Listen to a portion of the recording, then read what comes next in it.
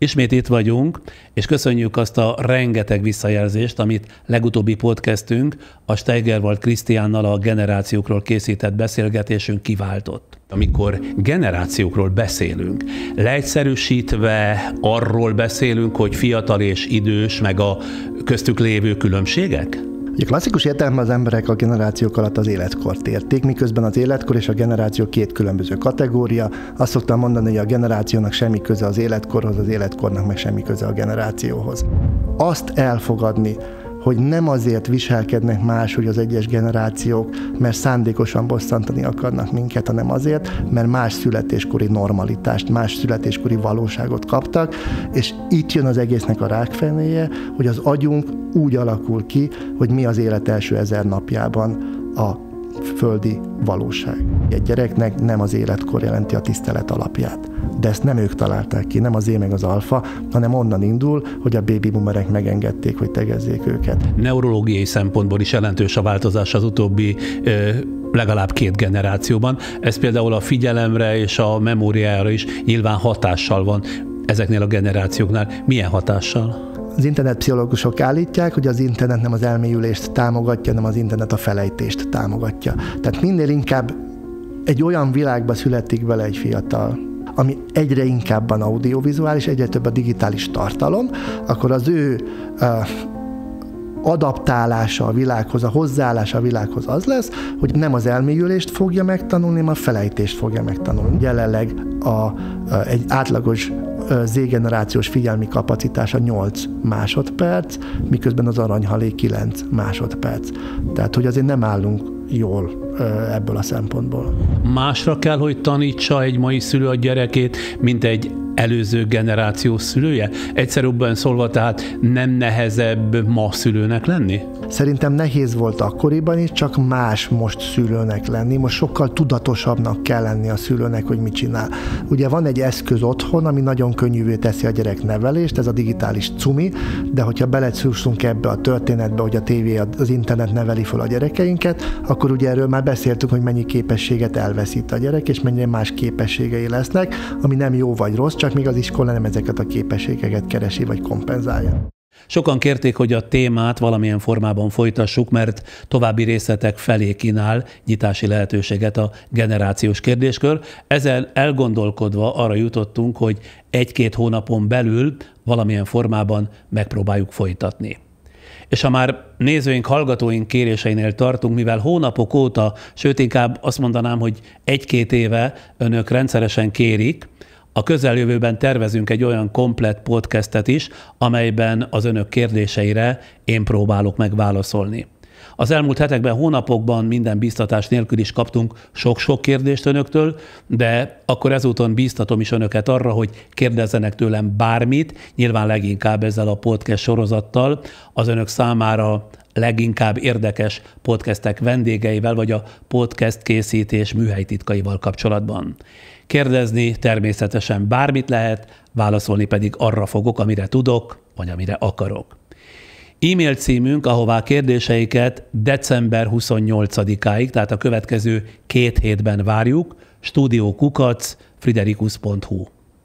És akkor itt az idő, jöjjön egy részlet a mai beszélgetésből. Nem tudtam elfogadni azt, hogy egy olyan rendszerben, politikai rendszerben élek, amely pontosan azoknak hazudja a legnagyobbat, akiknek azt mondja, hogy tiétek a hatalom. Tehát magyarul, hogy a magyar társadalomban mindig van egy olyan névtelen réteg, akik nélkül nincs semmilyen Magyarország, se királyság, se köztársaság, se diktatúra, se kommunizmus, se semmi, de megszületnek, szaporodnak, ledolgozzák az életüket, meghalnak. Nevük sincs.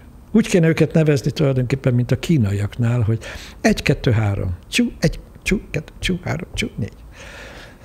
Erről egyébként egy I. és Gyula nevű költő, és egykor nagyon híres kulturális személyiség, ma már kevesen ismerik, azt hiszem, írt egy csodálatos könyvet, az egyetlen, amit tőle igazán nagyra tartok, a Puszták népét. Ez a könyv beszél erről a rétegről, erről a névtelen, halálra kizsákmányolt, minden darab-darab-szerű társadalmi rétegről, akiket nem tudjuk azt mondani, hogy tudom, zsellérek, de hát nyilván valami ilyesmi ugye a mezőgazdasági Magyarországon. Ezekhez vágytam én, hogy tulajdonképpen részvétből, mert hogy a kommunisták meg azt mondták ezeknek az embereknek először a történelemben, tiétek a hatalom, ti boldogok vagytok. Boldogok vagytok, ha beledögletek is. Mai vendégem Krasznahorkai László író, akiről szerintem sokkal többen hallottak már, mint ahányan munkásságát olvasóként is követik. Ő az irodalmi Nobel-díj úgynevezett rövid listáinak talán eddig leggyakrabban megnevezett, ám végül mindmáig nem díjazott szerzője. Ugyanakkor az irodalmi világ nagy egészében elhelyezni őt nem túl nehéz, hiszen ha könyvekben mérjük, 20-nál is több regénye és novellás kötete jelent meg, ezek közül nem is egy nemzetközi forgalmazásban is. 7 filmforgatókönyvet jegyez, egy kivételével valamennyit Tar Béla számára írta, 27 jelentős hazai és nemzetközi díja kitüntetése közül a legjelentősebb a nemzetközi Man Booker díj. És közelgő 70. születésnapjára január elején jelenik meg újabb regénye, a talányos című Zsömle oda van. Az ajánló szerint a könyv főhőse egy 91 éves férfi, Kada Józsi bácsi, villanyszerelő, aki akár magyar király is lehetne. Hiába tett meg sok mindent azért, hogy eltűnjön a világ szeme elől, egy meg nem nevezett magyarországi faluban mégis megtalálják követői. Kadának vérében van az inkognitó, családja már több évszázadat tartja titokban eredetét, és egyelőre ő se szeretné nagy dobra verni, hogy a nyugdíjas villanyszerelő Negyedik Béla és Dzsingisz Kán leszármazottjaként Árpád-házi első József néven tarthatna igényt a magyar trónra.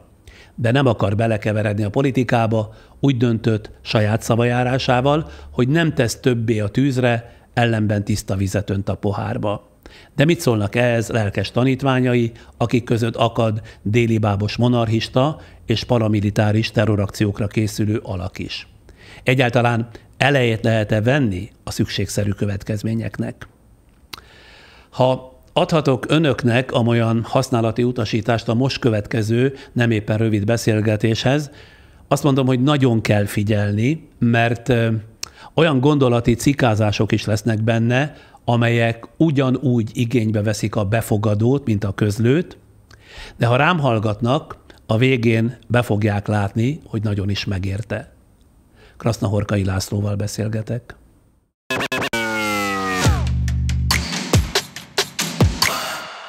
Milyen hangulatban, milyen érzésekkel érkezett erre a mai találkozóra? Valahol a kíváncsiság és a fáradtság között. A kíváncsiságot értem, a fáradtságot egy mondatban kérem, magyarázza meg. Mindig fáradt vagyok. Tényleg? És ez miből adódik? Talán a fáradtság természetéből. Nyilván az is elfáraszt, hogy álmmal jár az agyam.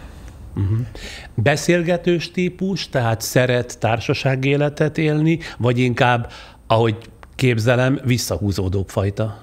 Mind a kettő. Általában olyan hosszú ideig nem vagyok társaságban, hogy amikor már társaságban vagyok, akkor nagyon nagy kedvel és mindenki iránt kíváncsi. Nem, azt azért nem. De monologizáló típus vagyok. Ilyen szófosásos. Mint hogy azt néhányan, akik még olvasnak könyveket, lehet, hogy tudják. Itt az a szokás, hogy bárki is a vendég, egy rövid életrajzzal bemutatom őt a hallgatóinknak, nézőinknek, hogy azoknak is legyen viszonyítási pontjuk, akik esetleg nem ismerik a vendégünket. Jó, ezúttal sem tennék kivételt. Tehát Krasznahorkai László 1954-ben Gyulán született, 69 éves, apja ügyvéd, anyja TB ügyintéző volt. 1972-ben a gyulai Erkel Ferenc gimnázium latin tagozatán érettségizett, ezt követően előbb Szegeden, majd Budapesten jogot hallgatott 1974 és 76 között, de végül az Eötvös Loránd Tudományegyetem bölcsészkarán 1983-ban magyar népművelő diplomát szerzett. Első írása a Mozgó világban jelent meg 1977-ben, 87-ben Te benned hittem címmel. 1977 és 82 között a Gondolatkönyv kiadónál volt dokumentátor, 1983-tól pedig szabad foglalkozású író. 21 könyvet írt, továbbá filmforgatókönyveket. Először 1987-ben hagyhatta el nyugat felé a kádári Magyarországot, Nyugat-Berlinben töltött 1 évet, majd a keleti blokk összeomlása óta állandóan változtatja a lakóhelyeit. Gyakran tér vissza Németországba és Magyarországra, de hosszabb, rövidebb időt töltött Franciaországban, Spanyolországban, az Amerikai Egyesült Államokban, Angliában, Hollandiában, Olaszországban, Görögországban, Kínában és Japánban is. Több alkotását, így például a Sátántangót is megfilmesítette filmrendező barátja, Tar Béla. Krasznahorkai László Kossuth-díjas, 2004 óta a Digitális Irodalmi Akadémia és a Széchenyi Irodalmi és Művészeti Akadémia tagja. 27 jelentős hazai és nemzetközi kitüntetése közül 2015-ben elnyerte a nemzetközi Man Booker-díjat, 2019-ben pedig a legjobb fordítás kategóriában az amerikai National Book Awardot is neki ítélték oda. Ami a magánéletét illeti, 3 felnőtt lánya van. Stimmel? Minden. Akkor még egy kicsit kérem a türelmét, mert pár másodpercben bejelentkeznek támogatóink. A műsor támogatója a Nissan magyarországi forgalmazója, a Grand Automotive Central Europe Kft. Annyira szeretlek, hogy ehetsz a popcornomból.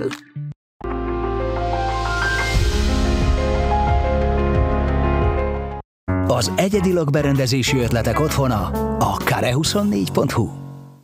Krasznahorkai László író mai vendégünk.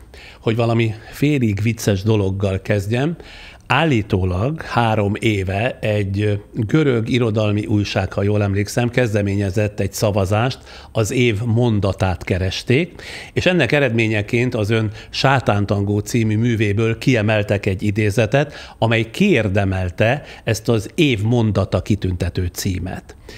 Milyen a viszonya, kérdezem legelőbb, a korábban leírt, már kiadott mondataihoz? Van olyan, amit akár mondjuk évek múltán is szó szerint képes felidézni? Ó, persze. Számomra a nyelv és a zene nagyon közel áll egymáshoz, annyira, hogy én tulajdonképpen külön se tudom választani. Ez így volt az első pillanattól kezdve, hogy egy könyv megírására szántam el magam. Az ön többnyire elismerő kritikusok, irodalmi elemzők gyakran megjegyzik, hogy Krasznahorkai szövegének primer jelentése és áttételes üzenetei mellett különösen érdemes figyelni szövegeinek zeneiségére, dinamikájára, tehát ezt észreveszik mondjuk a másik oldalon is. Ha már itt van ez a 2020-ban az év mondatának kikiáltott részlet, szeretném a szerző hangján és az ön által autentikusnak tartott hanghordozásban hallani a Sátántangóból vett eme részletet. Tehát azt a mondatot, ami az év mondata lett. Készültem, tehát át tudom nyújtani, nem kell fejből idézze. Ez az eleje, erre még emlékszem. Na hát akkor annál is inkább. Szomorúan nézte a baljóseget, a sáskajárásos nyár kiégett maradványait. És hirtelen ugyanazon az akácgaljon látta átvonulni a tavaszt, a nyarat, az őszt és a telet. Mintha csak megérezte volna, hogy az örökkévalóság mozdulatlan gömbjében bohóckodik az idő egésze, az űrzavar hepehupáin át ördögi egyenes csalva, és megteremtve a magasságot, a tébolyt szükségszerűséggé hamisítja. És látta önmagát a bölcső és koporsó fakeresztjén, amint kínlódva rándul egyet, hogy végül rangjelzések és kitüntetések nélkül lecsupaszítva a halottmosók kezére adja egy szárazon pattogó ítélet a dolgos bőrnyúzók röhelyébe, ahol aztán irgalmatlanul látnia kell az emberi dolgok mértékét, anélkül, hogy akár csak egyetlen ösvény is visszavezesse. Mert akkor már azt is tudni fogja, hogy olyan partiba keveredett a hamis kártyásokkal, amely már jó erőre le van játszva, és amelynek végén utolsó fegyverétől is megfosztják a reménytől, hogy egyszer még hazatalál. Íme az év mondata a szerző előadásában. Erről nem tudtam. Melyikről? Hogy ez lett valahol az év mondata. Egy másikra emlékszem.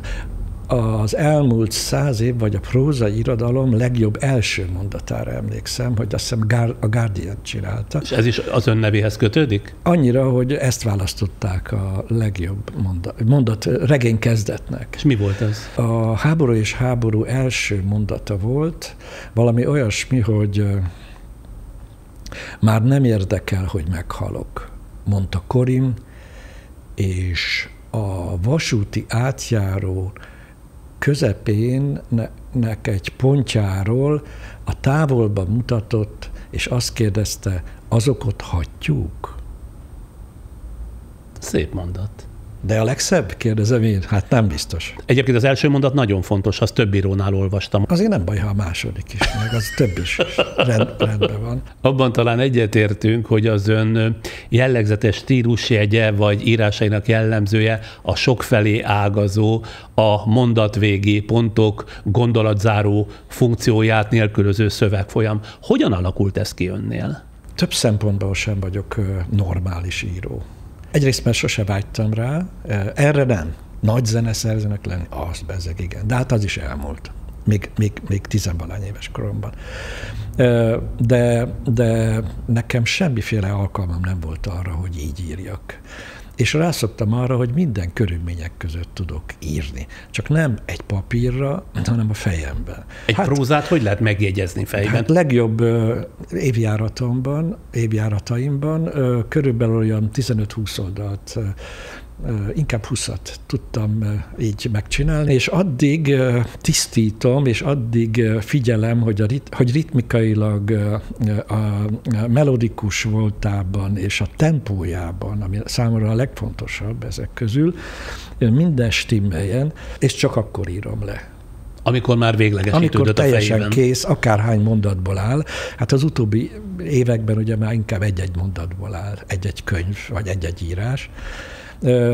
De ezek nagyon feszes mondatok ugyanakkor. Hát 350-400 oldalon át tartanak. Igen, de feszesek. Tehát akkor a tőmondatokkal rossz viszonyban van. Nem is az, hogy rossz viszonyban, én azt tartom mesterkeltnek. Én egyáltalán nem vagyok rosszban a tőmondatokkal, csak az én esetemben ezek nem alkalmasak arra, amit én csinálok. És az íróvá válásának kezdeti szakaszában csak úgy kifolyt a fejéből, mit mosolyog? Úgy értettem, hogy a zéróvá válásának. A zéróvá? Nem. Akkor még egyszer tagoltan. És az íróvá válásának kezdeti szakaszában csak úgy kifolyt a fejéből, illetve a kezéből, vagy nagyon is koncentrált munkát jelentett az egyéni stílus kidolgozása, ha már azt említette, hogy a fejében fogalmazta meg hosszú oldalak szövegét. Nem nyugodtam, amíg az első mondatot meg nem írtam a sátántangóból. Az volt az első írásom. Maga a regény. Én nem mentem át a szokásos körök, hogy próbálgattam magam, meg gondolkoztam azon, hogy mit írja. Egyáltalán nem gondolkoztam azon, hogy a sátántangó az milyen könyv lesz. Vagy nem szerkesztettem meg valameddig, vagy nagy vonalakban. Ez a magabiztosságával magyarázható? Nem. A fegyelmezettségemmel, illetve hogy tudtam, hogy mit akarok, és mit nem. Én annyira távol éreztem magam az irodalomtól, de ezt úgy értse, hogy számomra olyan szent terület volt, ahova én magamat egyáltalán nem tudtam elképzelni. Én azért az a nemzedék voltam, akinél Pilinszky János, Vörös Sándor, Hajnóci Péter voltak azok a nagy írók, akik valóban művészek voltak, és az akkori értelmezésem szerint nem írók vagy költők, hanem művészek. Szóval ebben a korszakban élni, hogy képzelhettem volna el azt, hogy én bekerülök, vagy olyat fogok írni. Föl sem merült. De akkor ez hogy következett be? Megmondom. Ilyen csavargó életmódot éltem, elhagytam a családot. Elhagyta a szüleit? Igen. Ez azt jelenti? Az egész családi milliót, a szüleimet, a bátyámat, mindenkit ott hagytam. Egy levélbe értesítettem őket, hogy ettől kezdve ne keressenek. Torkig volt velük, vagy azzal az életformával? Nem. Szerettem a szüleimet, és nem volt egyáltalán szörnyű gyerekkorom.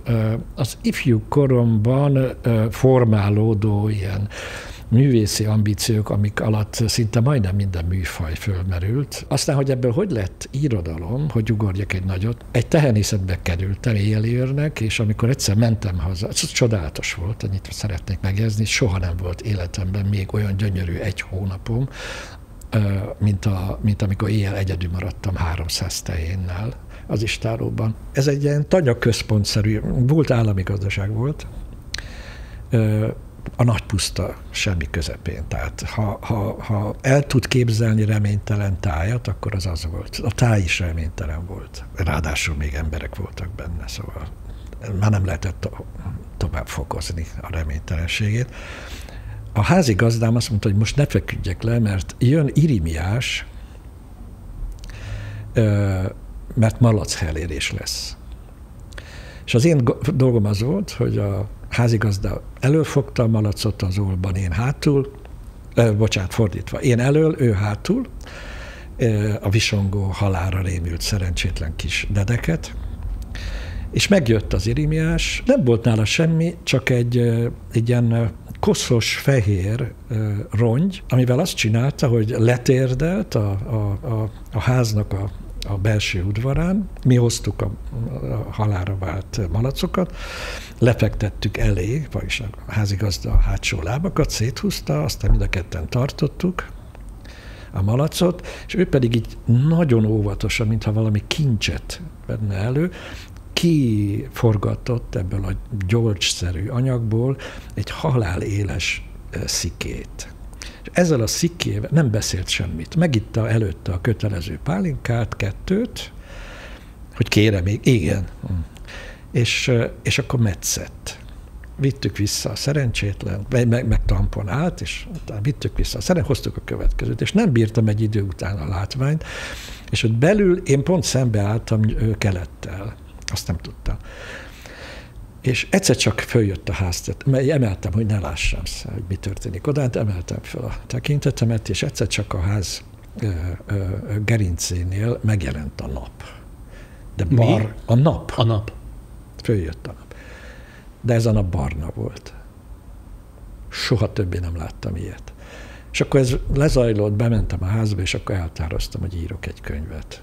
Mindig valami apró dolog, hát amennyiben apró egy ilyen barna nap felkelte, de néha egészen apró dolog kiváltja belőlem ezt az érzést, hogy ezen keresztül itt valami nagyon fontos. És akkor már minden őrült fontos. Tehát nincs olyan, hogy ez lényegtelen. Nincsenek mellékszereplők az én könyveimben. Amikor már íróvá lett tényleg, volt valami, akinek írói stílusa, gondolatvilága annyira hatott önre, hogy akár öntudatlanul is valamennyire hasonult hozzá? Elsősorban Franz Kafka.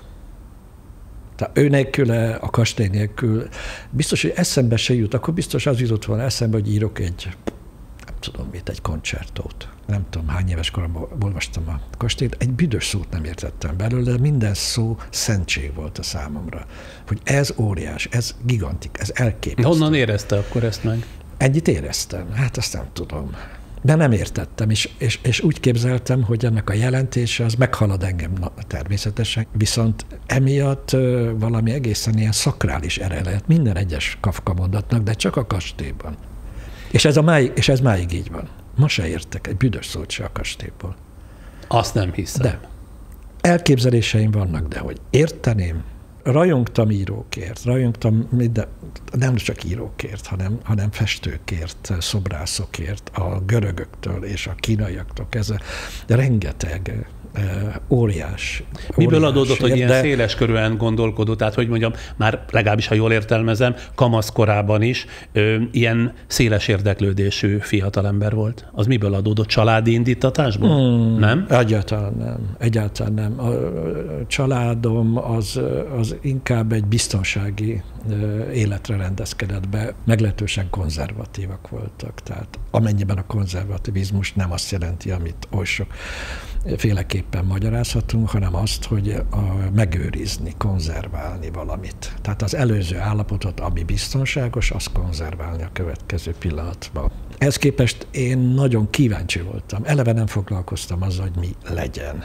És nagyon gyorsan fogtam fel a dolgokat, és állandóan szívtam magamba a különböző területeknek az információit. És ezzel együtt, ahogy alakult a személyiségem, kicsit vicces, hogy magamról beszélek, de szokatlan.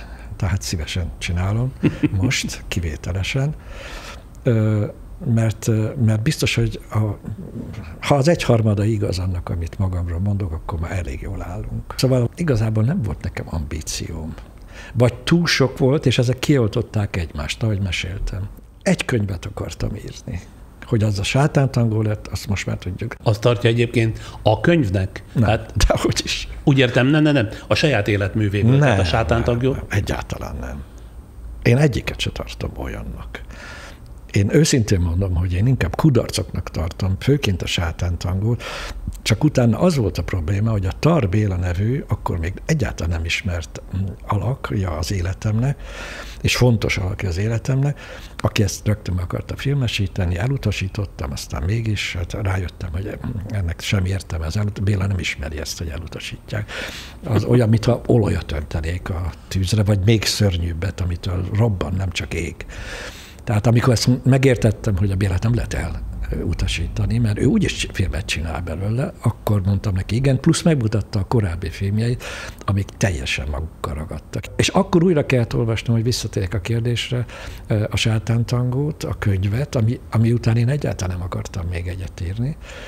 És észrevettem olyan dolgokat ebben a könyvben, ami miatt én azt mondom, hogy ez is egy kudarc. Ha viszont szó sincs szigorú tudatosságról, egyszerűen csak hagyja, hogy a fejében rajzó mondatok, amelyekről egyébként gyakran azt állítja, hogy tulajdonképpen nem is igazán a sajátjai, inkább a féle idézetek a hőseitől, ugye?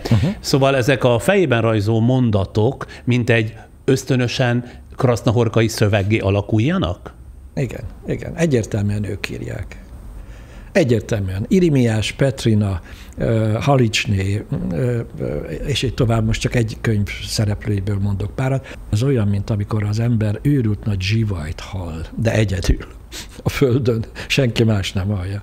Mert ezek nem a mi valóságunk részei, ezek a figurák, és mindegyik jön, hogy mert szavakon keresztül akarnak betörni, és helyet foglalni a mi létezésünkben. Önnek tehát az a kitettsége, hogy egy általunk nem érzékelt univerzumból, amely tele van olyan alakokkal, akiknek egyetlen célja átkerülni az általunk már érzékelt valóságba, átemelje az idevágyó hősöket, és engedje beszélni őket, kibeszélni a történetüket, amit aztán ön megír?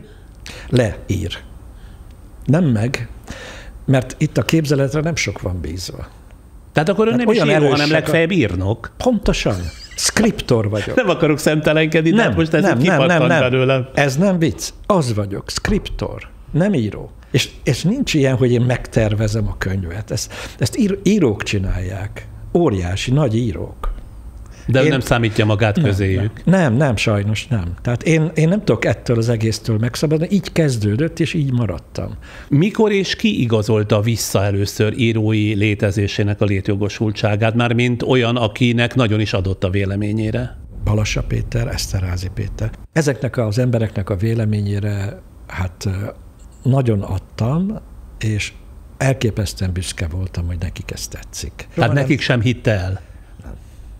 Nem, mert ők benne voltak egy irodalmi tradícióban, ami az írótól ezt és ezt a dolgot várja el, ők ezt teljesítik, erejükhöz képest nagyszerűen. Számomra ők tényleg nagy írók. Ön az a típusú alkotó, aki valahányszor újraolvassa a szöveget, legszívesebben mindig újra fogalmazná, vagy épp ellenkezőleg, amit befejezett, amin túllépett, azt már nem is szívesen veszi kézbe, nem kívánja újraolvasni, vagy átírni a korábban leírtakat? Isten őrész, hogy újraolvassam ezeket. Hát ha csak nem kényszerít egy ilyesmi rá, mint egy filmterv, vagy ilyesmi. Isten őrész, hogy én a saját szövegemet újraolvassam. Nem, én már régóta tudom, hogy ezek nem jó művek. Le is beszélem általában, hogyha nagyon ritkán mostanában interjút adok, nem interjút, hanem föllépek közönség előtt, hogy inkább megmagyarázom, hogy miért ne olvassák ezt. Ezt nem akarom elírni. De tudom, mindvégig az bújkál bennem, hogy ön ironizál, de nem? Hát igen, mert nagyon nagyra tettem a mércét. Nem egy póz ez? Hát mindenki ezt mondja, de egyszerűen nem, ebben nem tudok segíteni, hogy bevalljam itt öregen, hogy hát egész életem egy nagy póz. Nem így van. Egyszerűen én egyrészt nagyon komolyan veszem a dolgokat. Még akkor is, hogyha ez a lidésznyomásos irónia, ez azért tényleg bennem van. Úgyhogy nem látja rajtam, hogy ironizálok, fölmerül önben, hogy talán ez az egész csak egy viccelődés, és hülyét akar belőlem csinálni. Néha a könyvei olvastán is van ilyen érzésem. Igen. Itt van az ön stúdiója mellett egy kocsma, ahol ittam egy fekete kávét, rettegve, hogy elkapok valamit a csészétől. Ez egy ilyen hideg, jéghideg, iszonyú randa, lepattant hely, és ott például az járt végig az eszemben, hogy ez most itt egy tragikus helyszín, vagy egy komikus helyszín. Hát tulajdonképpen egyik sem. Mert tudok mondani olyan nézőpontot, tehát kameraállás, ahonnan ez iszonyú tragikus. Az egész, hogy ott áll az elhízott fiatal lány, írtó, közönséges, de kicsi gyerek volt, labdázgatott, aranyos volt, mikor az imádtott fürdeni, vagy nem tudom, a Balatonba, amit ritkán kapott meg. És ott áll tök reménytelenül, anélkül, hogy tudna róla, hogy mi lesz. Előre tudom, hogy mi lesz vele. Egyébként is van egy ilyen szörnyű következménye annak, aki ki van téve ennek, aminek én, hogy elég sok mindent megjósol. Akarja a fene megjósolni, szó nincs róla. De elég sok esetben bekövetkezik az, amit a könyveimben olvasni lehet. De vissza a kocsmához. Mert tudta olyan aspektusban nézni. Tehát... Hogy borzalom, tragikus, és bent ráadásul egy biliárdasztal mögött láthatatlan férfiak vagy fiúk borzasztó randán, közönségesen beszéltek egymással, akkor bejött egy szerelmes pár, az volt a végső pontja az egésznek. Nézték egymást, imádták egymást, rám bízod az életem? Így, ezt kérdezte a lány. Ugyanakkor meg az egész irtózatosan komikus. Ez az egész hely, úgy, ahogy van. Mindenki csak játszik valamilyen szerepet. Ugye? Mindenki csak játszik, eljátsza azt, ami meg van írva, de közben ő pontosan tudja, mert nem hülye, egyik ember se hülye. És itt jön be az, amit nagyon szeretek a tarba, amit ő az emberi méltóságról mondogat. Hogy minden embernek joga van ahhoz, hogy a méltóságát senki ne sérthesse meg. Ön az életnek ilyen nagy megfigyelője, úgy általában is? Igen, én ilyen megfigyelő típus vagyok. Tehát például ebben a stúdióban már mindent láttam. Hogy érti? Úgyhogy el tudom mondani, hogy mi van itt. Jó pofa, hogy beültünk a stúdióba, és itt ilyen alkalmi őzékék legelnek ezen a zöldön, már hogyha a karácsonyhoz közelítünk. És mit mondott, hogy átigazította az őzékéket? Nem az őzékéket. Mielőtt én bejöttem? Nem, azt mondta valaki, hogy maga annyira figyel mindenre, hogy a legapróbb részletet, változást is észleli. És mondtam, hogy jó, próbáljuk ki, és elfordítottam, mert egyébként ezek a kis őzikék mindhármon úgy voltak beállítva, hogy a segükkel az én felém néztek. Most viszont egy kicsit elfordítottam, hogy a kicsi az, és a többiek meg úgy semlegesen. Tehát az arányokat is nagyjából fölmértem, hogy 2 semleges, 1 az inkább oda. Vajon észreveszi-e? És mondta, hogy észrevette. Létezik-e olyan folyamat az ön munkájában, amit fejlődésnek, de legalábbis változásnak említene, vagy ragaszkodik a korábban egyszer már kialakult metódusához, mondjuk szó- és fogalomkészletéhez, a ritmikához, hogy az olvasó mindig a megszokott minőségű, tehát eredeti krasznahorkait kaphassa? Szerintem elég monoton az én írásmódom. Tehát ezért is írják néha jó indulaton, néha kevésbé jó indulaton azt, hogy monoton, de ugyanezt a szót, vagy ennek a szinonimáját használják, hogy azonnal felismerhető, ugye ez egy krasznahorkai szöveg, mert én nem változtatok. Hát lényegében Bachtól is nehéz lett volna megkérni, hogy írjon úgy operát, vagy egyáltalán írjon operát, mint Händel, akit egyébként mindig eltévesztett, hogy úgy mondjam. És mindig próbált vele találkozni, vagy amikor csak esélye lett volna rá, de soha nem sikerült találkozni, az a 2 gigász. Szóval nagyon sokat olvashatott a kultúrtörténetből, hogy mindenhez van egy kultúrtörténeti példája. Igen, de ez régebben nem volt ilyen meglepő. Mindenki, nem csak én, mindenki is nagyon sokat olvasott, és nagyon sok irányú műveltséget jelentett az a kifejezés, hogy művelt egy ember. Ez nem volt olyan rendkívüli. Szóval bizonyos értelmiségi szint fölött nem mentünk, hogy Esterházit ide idézzük, bizonyos szint alá. Tehát ez azt jelentette, hogy ez természetes az ember a művészeten és a filozófián, társadalomtudományon, és hát mostanában a természettudományon belül is megpróbál tájékozódni, De ez régen teljesen természetes volt. Abszolút. Tehát gondoljon a régi orvosok műveltségére. Még ha konzervatív ízlését is jelentett ez, bár nem mindenkinél, de azért a többségnél igen. Szóval most meg az orvosok maguk is fájlalják, nincs időnk olvasni. De nem csak ők, az írók se olvasnak. Pedig csak azt, még amikor elolvassák a saját könyvükre szóló recenziót, abban is inkább csak a saját nevüket keresik, meg azt, hogy jó, tetszett, vagy nem tetszett. Negatív? Pozitív? Jó, akkor nem érdekes. De ez mint a Péter, amit mondott a díjakról. Ha nem kapom, meg fáj. Ha megkapom, nem érdekes. Ki mondta ezt? Eszterházy. És mondja, élvezi a saját sötét, rémisztő és vigasztalan mondatait, vagy időnként ön is szenved saját vízióitól? Nem szenvedek ezektől, de nem is élvezem őket, mert ugye részleteiben olykor én inkább a humorát érzem ezeknek a szövegeknek. A humorát? Igen. Nézd, ez olyasmi, mint amikor a Gyalog Galobba, hogy ilyen közismert példát hozzak, a fekete lovag kihívja, nem tudom kit, a kerekasztal lovagai közül, aki levágja először a kezét, aztán a másik kezet, aztán a lábát, aztán a másik lábát, és a végén ott van a törzse fejjel, és hát mit csináljon ez a kerekasztal lovag, mint hogy elsétál bele, tehát legyőztek. És akkor utána szól a fekete lovag, kezetlenül, lábatlan. Mi van, te gyáva? Szóval ez tragikus vagy vicces? Hát azért, ha ezt látnánk élőben, volna annyira komikus. Szóval önt olvasva van egy olyan érzésem, amit egyébként időnként magamon is tetten érek, hogy tudniillik inspirálja vagy vonzza a létezés szomorúsága. Vagy tévedek? Engem az, hogy a létezésünk, mármint az ember létezése szomorú, az inkább kérdésekhez vezet, hogy tudniillik tényleg az-e.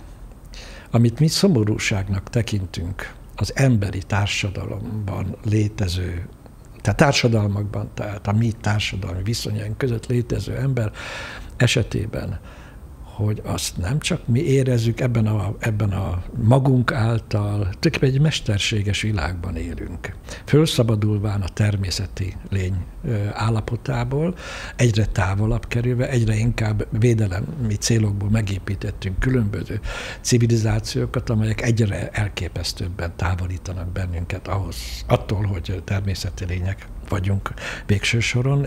Ez mondjuk időnként, résenként pusztítóan fölmerül, mondjuk akkor, amikor nincs ott a civilizáció, tehát leégett a házam, és ég az erdő a hátam mögött, a sivatagban vagyok, nincs vizem, ott fogok megdögleni, és így tovább.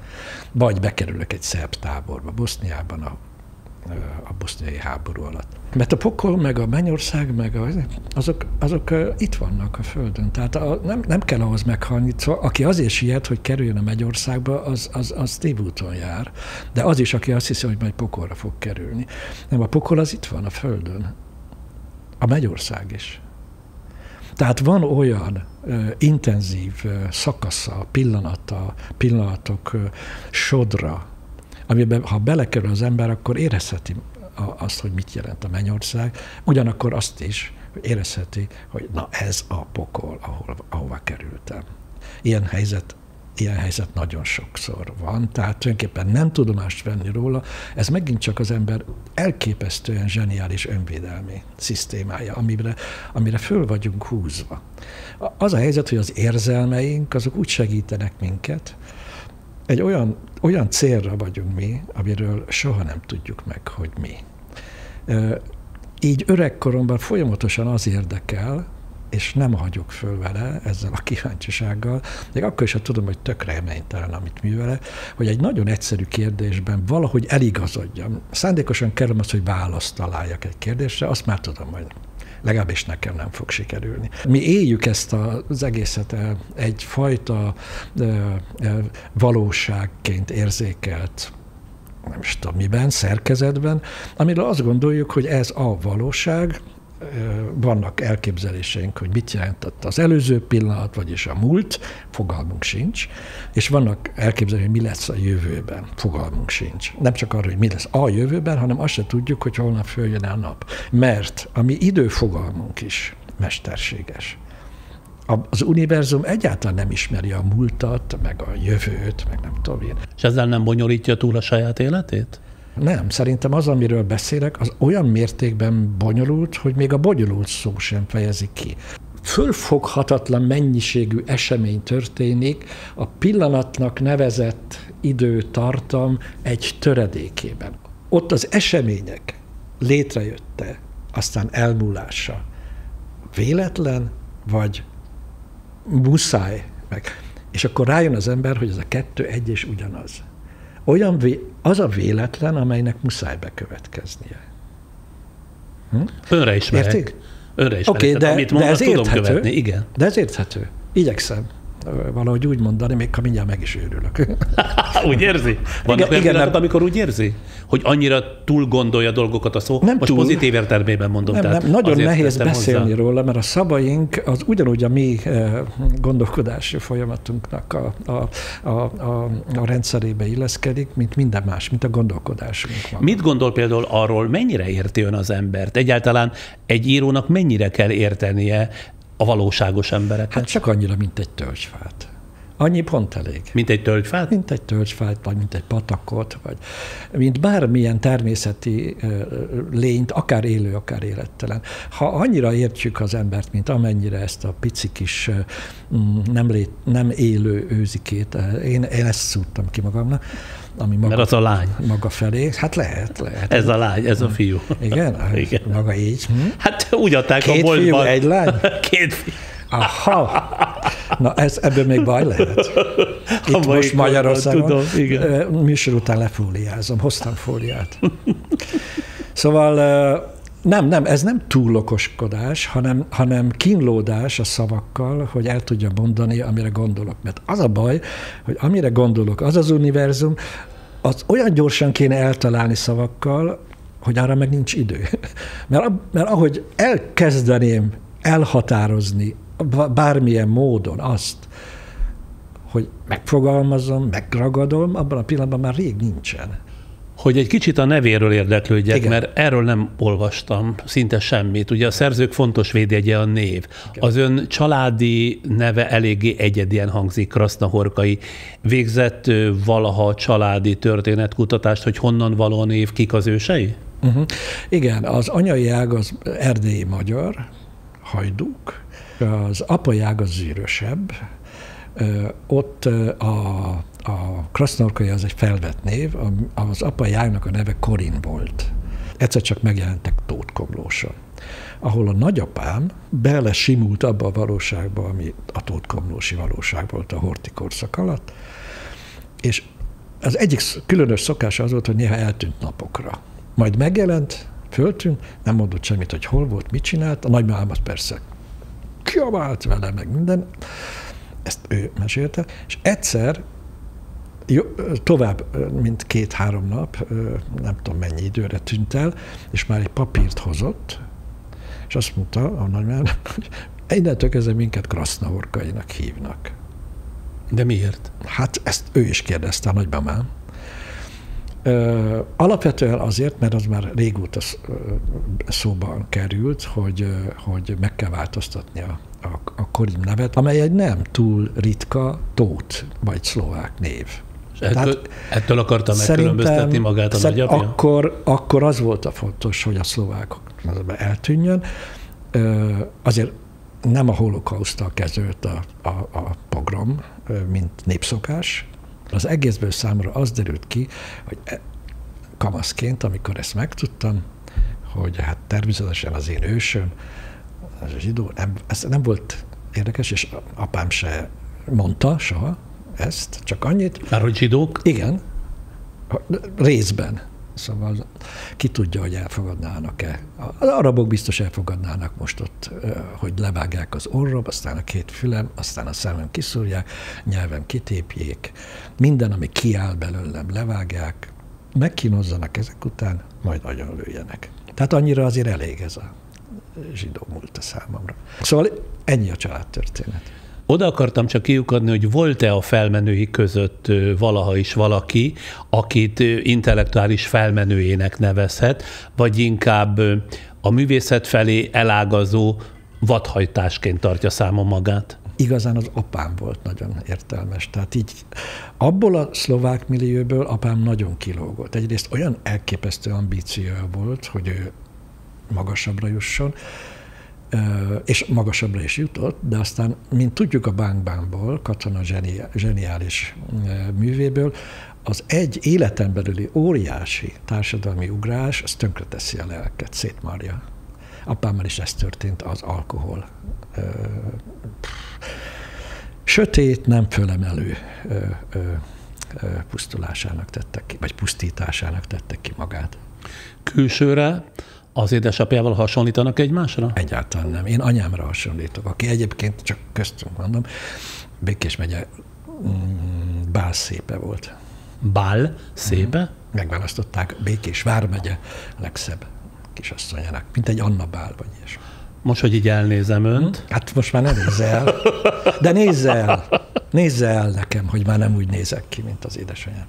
A szülei meddig voltak képesek követni az ön pályafutását? Olvasták egy vagy több írását? Apám nem. Nem is olvashattam, mert hogy előbb meghalt, mint hogy én az első könyvet publikáljam. Az édesanyám, ő követte, de nem értette. És nagyon félt attól, én azt hiszem, és aztán ez be is következett, ami nagyon meggyötörte őt szegényt, és ezt nagyon sajnálom, mert magára vette, fölismerte önmagát egy alakban, pusztán azért, mert őt kérdeztem meg, ilyen kisvárosi, kispolgári asszony hobbiairól. Neveket kérdeztem tőle, hogy hívták az ilyen típusú horgolási mintát. Meg. Nagyon sok mindent ő mondott el, és utána azt hitte, hogy ő az. Ezt rossz néven vette? Nagyon. Az Ellenállás melankóliája című regényemnek a Flaumni nevű egyik főszereplője. Nem voltam jó fiú. Nem voltam bölcs, mint most már lennék. Nagyon eltávolodtunk egymástól, de ő a bátyámat megkapta azért, mint gyereket, öregen is, mint szerető fiút, akit ért, akit tud követni, és a többi. Meg ez az emelkedés is túl gyors, Már kinek az emelkedése? Az én úgynevezett emelkedésem is az irodalom nagyjai közé, az is megviselte tulajdonképpen, mert nem értette. Általános érvénnyel sem tudott büszke lenni önre? Azt mutatta a környezetének, hogy nagyon büszke, és ha kaptam valami díjat, vagy nem tudom én mit, akkor az anyám büszkén hallgatta azt a sok dicséretet, amikor a fiát dicsérik, mert azzal lényegében őt magát is dicsérték. De érteni egyre kevésbé értette, hogy én mit csinálok, miért csinálom, milyen nőket hozok oda, kiket veszek feleségül, milyenek a gyerekeim. Valamikor a beszélgetés elején utalt arra, hogy nem volt jó fiú, és 10 éves korában már, vagy 10 éves kora vége felé nagyon-nagyon leszakadt a családjáról. Valami ilyesmit a 10 éves korom vége felé leszakadtam, és nagyon kegyetlenül bántam el a családommal, mert ott hagytam a családot. Anélkül, hogy ők megértették volna, hogy miért, és egyetemet is ott hagytam, szóval. De mi volt az az ellenmondása, miért le kellett szakadnia róluk? Ja, én a legkizsákmányoltabb emberekkel éreztem együtt, és az ő életüket akartam élni. Túl sok Dosztojevszkit olvastam túl korán. És azzal az életformával nem akart azonosulni, amit a szülei képviseltek? Egyáltalán nem. Elutasítottam minden kapcsolatot egy jó ideig, nem tudom mennyi ideig utasítottam el, aztán egyszer visszamentem, de akkor már nem ugyanaz volt a helyzet. Ők is megváltoztak velem, mert nem ugyanazt a gyereket kapták vissza. Aki úgy szerette őket, mert én tényleg nagyon szerettem a szüleimet. Akkor talán nem is értették ezt az eltávolodást? Egyáltalán nem értették. Hát kamaszkor, gondolom ezzel intézték el a dolgot. Bánja ma már, hogy ez így alakult? Nagyon, persze. Hát senkit nem bántanék meg szívesen, főleg nem a szüleimet. Kegyetlen voltam. Van egy barátom, egy katonatársam, aki nagyon szerethető méltó, nagyon szerény, aláveti magát minden olyasminek, amivel segíteni tud annak. Szóval és írtó kegyetlenül váltam el tőle. Mindenki azt hitte a katonaságnál, ahol nagyon súlyos, komoly barátságok születtek. 6-8 barátom még mindig ebből az időből származik, hogy mi a Tonióval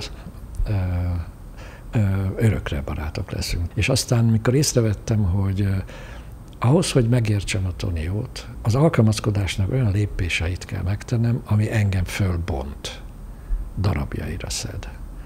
És akkor írtam neki egy nagyon egyértelmű levelet, hogy ne is lehessen erről vitatkozni. Tehát annyira kegyetlen volt, hogy nem is. Ő elhallgatott, és soha nem tudta megbocsátani, mert azt hiszem, hogy félig. Soha nem tudta megbocsátani ő önnek. Ő. És igaza is volt. És igaza is van. Ennek ellenére az utóbbi pár évtizedben már találkoztunk, és nagyon... Ezt ki kezdeményezte? Én. Hány év távolából? Évtized. Apának milyen volt ön? Hát egyrészt az első gyerekemnél nagyon fiatal. Egyszer nem voltam az apaságra megfelelő. Nekik nagyon más a képük arra, hogy én milyen apa voltam. Most persze már mindent megbocsátanak, mert állandóan gúnyolódom önmagamon, és akkor ilyen elesettségemet mutogatván nekik, meg sajnálnak, és akkor visszatér valamilyen értelemben a szeretet, vagy az soha nem múlt el, ezt nem tudom. Mindegyiknek megvan a maga gondja velem, az érzésem. Oda akartam csak kiukadni, hogy a saját életprogramjának teljesítések közben volt-e kedve, ideje, energiája a lányai sorsára figyelni, de tán a saját sors mintája etéren nem volt-e túlságosan determináló? Mondom, az első gyereknél még nem voltam kész arra, hogy apa legyek. Például abba belegondolni, hogy amikor az első gyerekem, vagy lehet, hogy az első 2 már megvolt, akkor én még a gyerekszobába cigarettáztam. Ez ma már valami egész elképesztő. Meg hát nem voltam elégedett egy idő után azzal, amit az iskolában tanulnak, úgyhogy azzal kínoztam őket, hogy hazajöttek az iskolába, és újra kellett velem tanulniuk. Tehát akkor törődött velük, ez viszont azt nagyon jelenti. törődtem, de türelmetlen voltam a tanításban. Írtó türelmetlen, főleg a legidősebb gyerekkel. Igaz, hogy meglett az eredménye, mert egy igazán kiváló ember lett belőle. Mivel foglalkozik? Művészettörténész, egy múzeumot vezet félig meddig Brandenburgban. És a másik 2? A középső az filmszínésznő, színházi színésznő, független színházakban színészkedik, ezen a néven, hogy Krasznahorkai Ágnes. Most egy Elfogy a levegő című filmnek a főszerepével utazzák körbe a különböző filmfesztiválok. És olyan apa, aki rajongja a lányát, elmegy a bemutatóira, ott van a premiereken, és gratulál neki? Amikor fontos, igen. Meg hát a gyerekek most már nagyon elvárják. A legidősebb lányommal egy kicsit másként kéne bánnom, többet kéne dicsérnem, de őtőle mindig a legtöbbet várom, és szegény, ő meg a dicséretemre vár, és hiába dicsérem, már nem hiszi el. És a legkisebb mivel foglalkozik? Ő csak lázadó forradalmár, részt vesz különböző független mozgalmakban, aztán gyorsan otthagyja ezeket. Érdekes személyiség. Visszatérve a könyveire meg az írásra, amikor belekezd egy regénybe, megfogalmazható, leírható az a start pillanat, ami önt az írói munka feltételeinek megteremtésére, teszem azt ceruzahegyezésre, töltőtollának vagy golyóstollának az elővételére, írógépének maga elé húzására, netán számítógép, laptop bekapcsolására készteti, és belekezd az új regénybe? Általában úgy van, hogy amikor kész, az első nem tudom hány oldal, most már nem tudok azért 20 oldalt megjegyezni. Amikor kész van ugye valaminek az eleje, egyáltalán nem vagyok benne biztos, hogy az az eleje, és akkor leírom. De hát persze ugyanúgy átforgatom, és ellenőrzöm a zenei, főleg a tempót. A tempó számomra a legfontosabb az írásban. Hogy az azt jelenti, hogy fel is olvassa önmagának azt, amit leírt? Amikor egy részt leírtam, akkor utána mindig felolvasom hangosan, mert a hangos olvasással, tulajdonképpen mindenkinek így kéne olvasni a könyveimet, akkor rögtön megérteni, hogy ez nem egy bonyolult szöveg. De azzal egy baj van, igen, a hangos olvasással. Én próbáltam magát, úgy egyébként tényleg úgy lehet sokkal hamarabb megérteni, mintha az ember csak némán olvas egy könyvet, hogy elfárad az ember, kifullad a levegője, és akkor nem tudja olyan ritmusban olvasni. Én például az vagyok, tehát egyszerűen szédülni kezdek. Az én szövegeimnél bőven van idő lélegzetvételre. Ezt olyankor tudom lemérni, amikor én nem jó helyen veszem a levegőt. Azért olvasom föl hangosan magamnak, vagy a hozzám legközelebb állónak, aki persze fegyelmezve van. Voltak élettársaim, és azokat nagyon fegyelmeznem kellett, mert rendre egy idő után ugye elpimaszodnak, és milyen értelemben? Hát bele akarnak szólni. Nagyon ingerült leszek, igen. Valahol azt nyilatkozta, hogy csak azt tartja értékelhető szintű és kvalitásos alkotásnak, ami képes legalább valamennyire befolyásolni nézőjének, olvasójának, befogadójának az életét. Milyen szinten kell, vagy jó, ha befolyásolja az olvasó életét, például egy irodalmi mű? Hát, hogy élmény legyen. Hogy a közelébe jusson annak, amiért szerintem érdemes élni. A Zsömle oda vannak, milyen változást kellene katalizálnia a könyve majdani olvasójában? Hát először is megszeretni a Zsömlét, a Zsömle gazdáját, és ha erre képes a könyv, hogy megszerettesse ezt a két lényt, akkor a jóságnak jutott el egy olyan tapasztalati határához, ami számomra a beteljesült olvasói ideál volna. Korábban azt is nyilatkozta valahol, hogy legszívesebben lezárná regényírói életművét. Ezt többször említette, ehhez képest ugye január elején megjelenik ez az új könyve.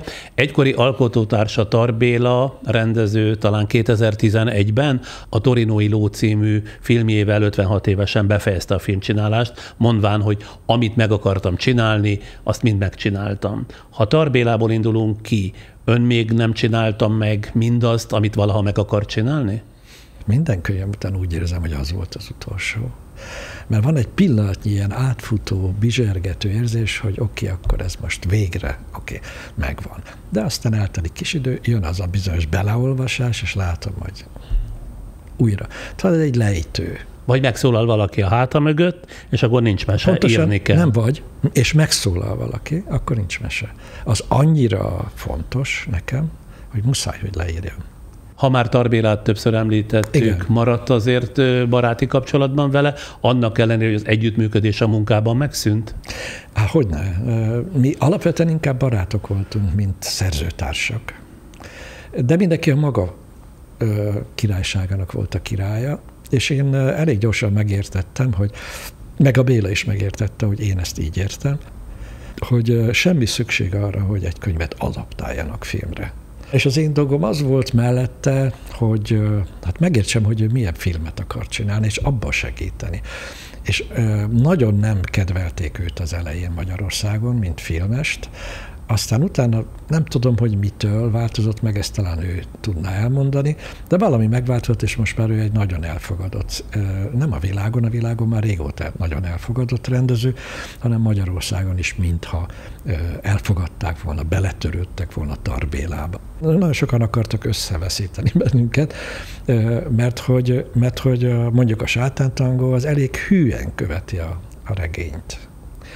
És hogy, de miután a film elkészült, a Vörös Szőnyegre a rendező fog rálépni, és azon vonul be a halhatatlanságba, és akkor nagyon könnyű ilyenkor fölbőszíteni a mindenkori Hernádi Gyulát, hogy egy másik nagy filmesről beszéljünk. Nagyon könnyű fölbőszíteni, hogy tényleg, hát mégis én adtam a címet, a történet, mindent, én sem, ez meg fölveszi a díjakat, meg a nagy lóvét, hát hogy van ez? Nem. Ez egy hajó. Hajón egy kapitány van. Aki ezt nem fogadja el, az ne menjen a filmesek közelébe. És a filmről van szó, akkor a Kapitány Béla. Az egyértelműen. Hogyne. Nem is tiltakozott, hogyha olyan módon változtatott a regény cselekmény szövésén, filmváltozatban, ami nem passzolt az öngondolkodásához, vagy az eredeti műhöz? Mindig voltak a beszélgetésnek egy ilyen alkotói fázisban, amikor még senki nem tud semmit, hogy mi lesz, akkor szinte folyamatosan vitában épül föl természetesen. Tehát Béla mondja kevés, én mondom sok. Én mondom sok, ő mondja kevés. Ő szerette kínozni a munkatársait. Milyen értelemben? Abban az értelemben, hogy sarokba szorítani, hogy a legjobbat hozzák ki önmagukból.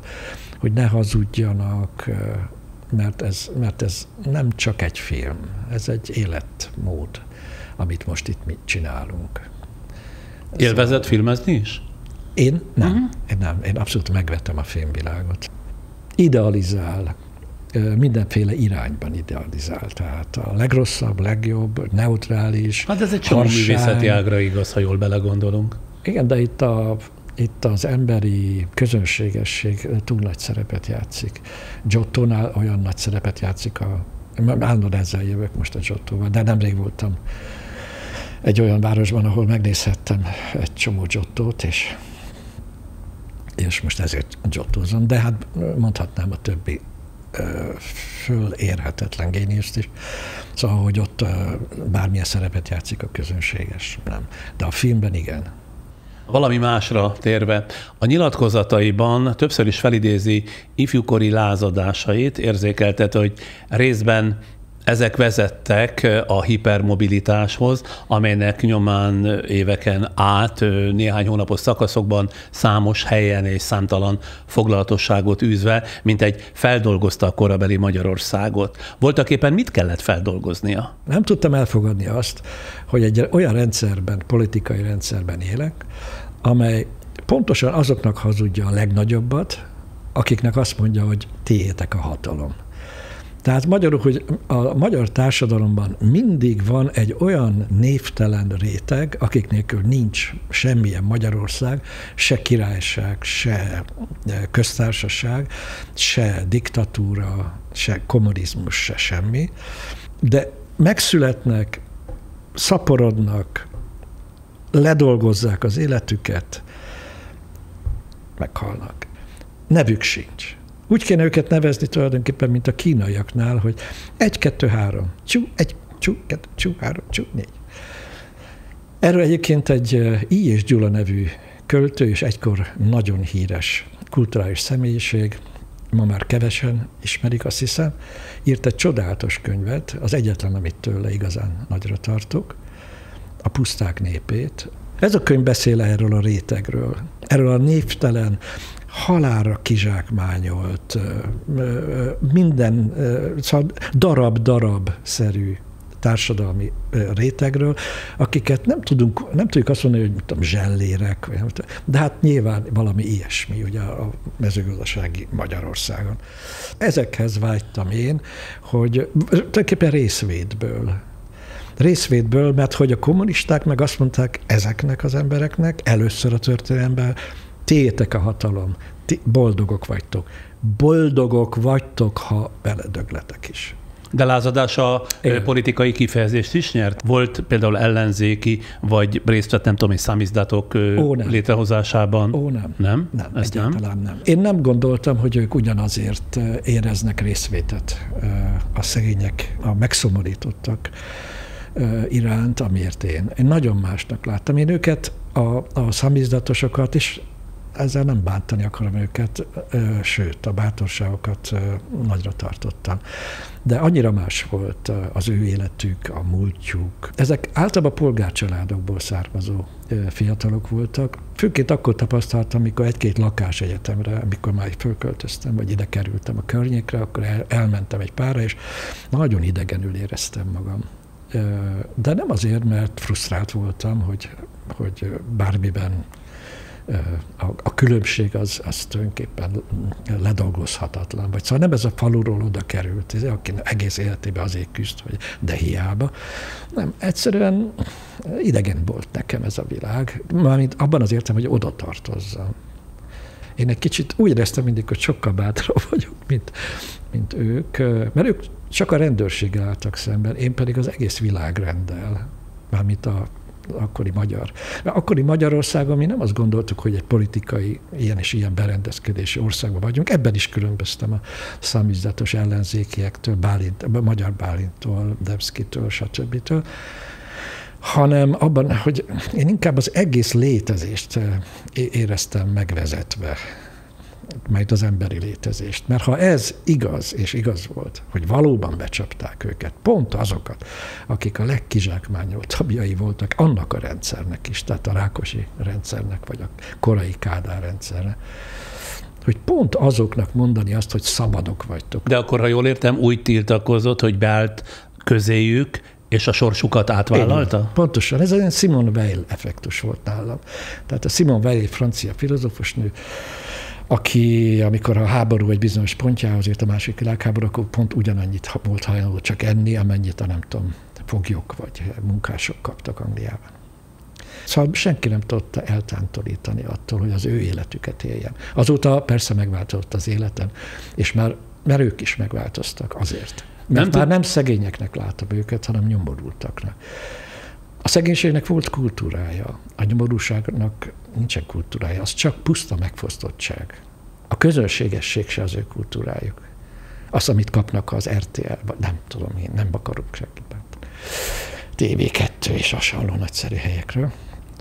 Nem. Azok csak az ösztöneikre hatnak, és az nem kultúra. Nem tudom, hogy ebből következik-e, vagy egészen más mesdje, de azt lehet tudni önről, hogy számtalan helyen élt a rendszerváltás után, soroltam, hogy Németországban, Spanyolországban, Franciaországban, Olaszországban, sőt Kínában, Japánban is. Korábban pedig mondott valami olyasmit, hogy Magyarországon nem találja a helyét, és ugyan sokat vándorolt életében, de már egyre kevesebb olyan hely van, ahová érdemes elvágyódni. Szóval azt akarom csak megtudni, hogy űzi belülről valami nyugtalanság, vagy mindenféle életet látni akar és szeretne kipróbálni, mint ahogy az övéket, a szegényekét is kipróbálta, és ezért ez a folytonos helyváltoztatás. Én nem valahová akarok elmenni, én valahonnan akarok elmenni. A felnőtt életem középpontja az Nyugat-Berlin volt, illetve később Berlin. Ez a Berlin viszont nagyon megváltozott. Olyan fölöslegességérzés lesz úrrá rajtam, hogy ez a fölöslegesség, saját fölöslegességem tudata miatt egyszerűen menjünk innen a francba. És egyedül utazik, vagy mindig önnel tart a felesége? Ez vegyes. Velem csak olyan társ tud együtt élni, aki azt csinálja, amit én mondok. Ilyen zsarnoki? Nagyon. De meggyőző vagyok. Tehát ő úgy érzi, hogy ő is ugyanezt érzi, amit én. Hát, ha szeret. 1987-ben, ha jól jegyeztem meg a dátumot, már az agonizáló kádárizmus utolsó periódusában irodalmi pártfogói, ahogy olvastam, kimenekítették ugye Nyugat-Berlinbe, amiről szó volt, Mészöly Miklós. Miért kellett kimenekíteni önt? Milyen veszély fenyegette? Mi nagyon közeli barátok voltunk. Ott ment el mindig a kisoroszi kisháza, ahol sokat alkotott, és a városi háza között. Ott ment el az út, a 11-es út Szentendrél, ahol én szinte laktam. Tehát majdnem mindig bekanyarodott, és én ott heveréztem az ágyon, meg nem tudom, én semmi olyat nem csináltam, sajnos, amit ő jó szemmel tudott volna nézni. Tehát soha nem látott mondjuk dolgozni, ahogy ön az előbb fogalmazott, és nem látott semmi olyan dolgot, ami tetszett volna neki. Rendszeresen másnaposan feküdtem az ágyon, vagy még részegen. Olyan sokat ivott egy időben? Hát, mint minden rendes magyar. Én is. Hát meg akik között voltam, azok mind ittak, hát ott nem lehetett nem inni. És azt hittem Mészöly Miklós, hogyha sokáig így csinálja, akkor itt el fog tűnni? Nem, hogy megölöm magam, attól félt. El is mondta az akkori feleségemnek. De ez egy reális alternatíva volt? Igen, minden reggel. Számomra reális alternatíva volt. Készült az önfelszámolásra? Hát arra minden ok meg volt minden pillanatban abban az időben. Szóval nem kellett, elég érzékenység kellett hozzá, és nem ilyen. Szóval lehetőleg nem volt, én nem tudtam elveszíteni a vaklátásomat. És mit tudott ezen változtatni Berlin? Addig én azt hittem, hogy én vagyok egyedül zseni, nevezzük ezt így. Amikor kimentem Berlinbe, ott volt egy egész város, mindenki az volt, Nyugat-Berlinben. Menhelye volt minden ilyen, nem is, hogy önjelölt zseninek, hanem talán valódi, de soha ki nem bontakozó zseninek. Valamiben azoknak az embereknek a nagy része, akikkel akkor ültem, és még mindig a kocsmákban, de ott nem az ivászat, ott nem volt ivászat már, például ott én se ittam olyan sokat. Elképesztő volt számomra egy olyan demokratikus légkör, amit addig soha nem érzékeltem. Tehát ha ültünk mondjuk a Cottbusser Dámtól fölfelé, a legjobb helyeken. És ott ült a Tom Waits, vagy a James Jarmusch, vagy nem tudom én ki. Tom Waits egy világhírű énekes, zeneszerző, reket hangja van, a Jim Jarmusch az pedig egy filmrendező. A kocsmában ők is ültek különböző asztaloknál, meg mi is ültünk. És elkezdődött egy beszélgetés, akkor ő neki pont, hiába volt Tom Waits, ő neki pont annyi joga volt elmondani a véleményét, mint a Jimnek, vagy Filipnek, vagy a Péternek, vagy a Georgnak, vagy nekem. És azonnal feloldódott ebben a közegben? Nem. Rettenetes félelem volt az első 2-3 hónap. De ettől kezdve soha nem felejtettem el a szabadság ízét, hogy az milyen. Minden oldalról értve a szabadság ízét. Tehát a szabadságnak nem csak ilyen pozitív. Miért van negatív kontextusa is? Persze, hát egyedül vagy. Aki szabad, az egyedül van. Na itt akkor most tartunk egy kis szünetet, igen. Lélegzetvételnyi szünet lesz, addig jönnek támogatóink, és rögtön folytatjuk. Lepd meg, aki fontos, egy közös Cinema City mozi élménnyel. Mert az együtt töltött pillanatok, a minőségi idő a legmaradandóbb emlék.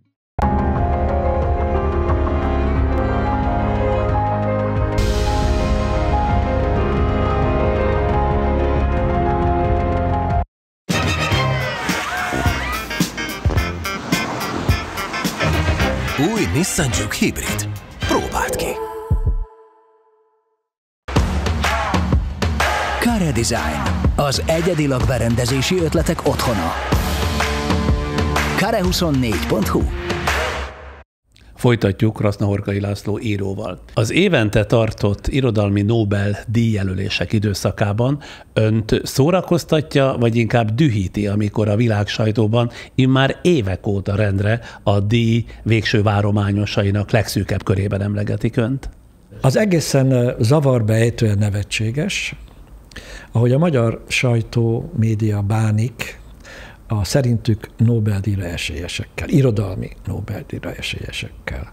Tudniillik, ezek az emberek, ezekről nem tudjuk, hogy ezek tényleg esélyesek a Nobel-díjra. Hát sőt, legutóbb azt olvastam valahol, hogy bizonyos londoni fogadóirodákban már téteket is lehetett tenni arra, hogy milyen esélye lesz ön a befutó.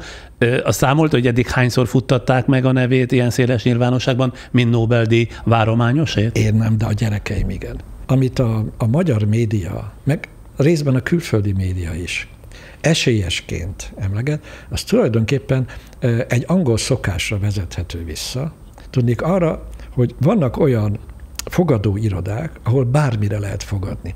Arra is lehet fogadni, hogy ez a pici őzike hamarosan megpuszilja az anyukája, nem tudom én, oldalát. Arra is lehet fogadni, hogy szerintük, aki fogad, szerinte ki fogja nyerni a Nobel-díjat. Ebből áll össze egy lista a fogadóirodában. De ennek semmi köze nincs a Stockholmi Akadémián zajló folyamatokhoz. Mindenki azt hiszi már, mint az én ismeretségi körömben is, hogy László, olvastam, hogy már megint, én nagyon szurkolok neked. Egy Nobel-díj mennyire teremtené meg az ön igazi anyagi függetlenségét, vagy az igen gazdag életművének az eddigi honoráltsága már így is elegendő ehhez? Ó, nekem ez elegendő. Külföldi könyveim honoráriumából egy idő óta annyi pénzt keresek, amennyiből meg tudok élni. És kényelmesen él? Valahol éppen elhagytam a puritán életmódot. De azért komoly autóval járok, ennek viszont nem a luxus iránti föltámadt hirtelen igényem, és a szegények és kizsákmányoltak való elfordulásom tényét lehet bizonyítva látni, hanem hogy 3 helyen lakom, és mindig rengeteg cuccal kell mennem, mert hosszabb időre megyek mindegyik helyre, tehát nem egy hétre, hanem és akkor viszi az autóban a teljes életét. Muszáj vinnem hangszereket, egyebeket. Ha mondjuk katalogizálnánk azt a közel 40 évvel ezelőtti világot, ami annak idején az első és mindjárt irodalmi elismertségét hozó könyve, a Sátántangó kiadásának idején körülvett minket, és mindent összevetnénk a maival, milyen eredményre juthatnánk? Milyennek látja az emberi történelem aktuális állomását? Szerintem az emberiség hálátlan. Az élet, amit él, még ha nem is tudja, hogy ez mi, soha nem is fogja megtudni, azt nem lehet ilyen Pitjáner módon, ilyen lekezelően, mint egy ilyen rossz adottságot kezelni. Mit ért ez? Az élet az szerintem egy számunkra, az ember számára föltétlenül egy elképesztő varázslat. És mi egy olyan nagy, monumentális szavakkal is, bármivel kifejezhetetlen egésznek vagyunk a részei, amelyikben a puszta részvételért tulajdonképpen az egyetlen őszinte és kötelező érzés a hála volna.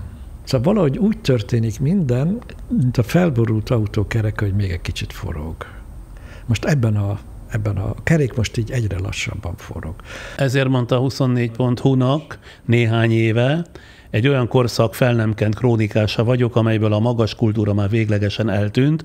Vannak még ilyen csoszogó öregek a sorban, köztük én is, akik a kor számára nevetséges módon még dühösen sipolnak arról, hogy volt egyszer ám egy magas kultúra, de a körülöttük állók oda se bagóznak, nem is értik, mit vernyog ez itt, miért tartja fel a sort.